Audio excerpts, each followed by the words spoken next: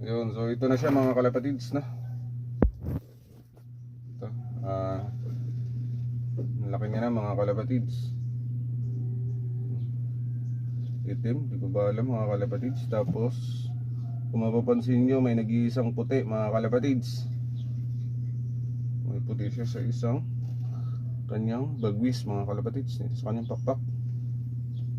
So palaro natin to ng nilapakan mga kalapatids na. Ayan o, naka-suksok siya ng linapakan ring mga kalapatids.